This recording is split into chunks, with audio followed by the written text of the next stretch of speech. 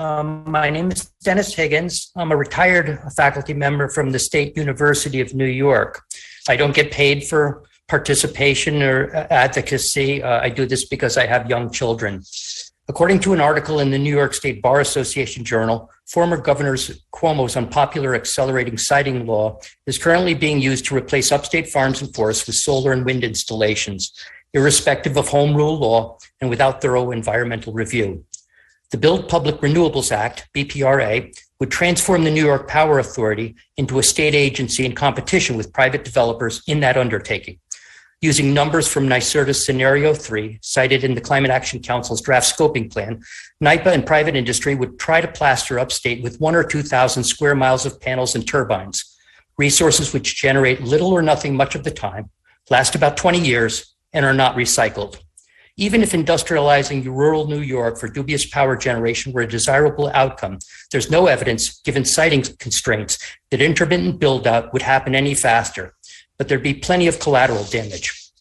As voiced by thousands of union workers, installing Chinese products won't create long-lasting high-wage jobs in New York. A review of solar and wind proposals shows that a single permanent job might be generated for each 1,000 acres bulldozed. The Alleycat wind farm in Cattaraugus will produce 13 or fewer permanent jobs in exchange for 30,000 acres. Unfortunately, global warming can't be reversed with massive renewable build-out.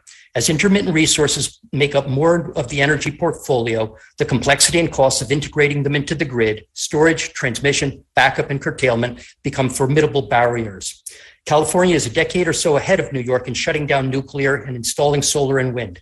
They have 30% intermittent capacity, as well as high energy costs, an unstable grid, and California has not significantly cut fossil fuel use. In fact, California is building new gas power plants. If you want to shut down peaker plants, California shows that intermittent build-out is not the way to do it.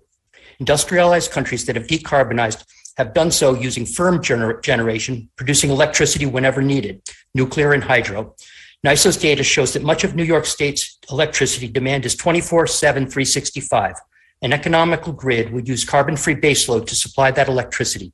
Keeping existing nuclear plants online and investing in new nuclear would be an intelligent way to achieve a cost-effective, reliable grid. The American Public Power Association supports nuclear as the largest carbon-free generation source in the nation. In the past, NYPA has built and owned nuclear facilities, and if we really want to address New York's energy and climate problems, that rule still makes sense.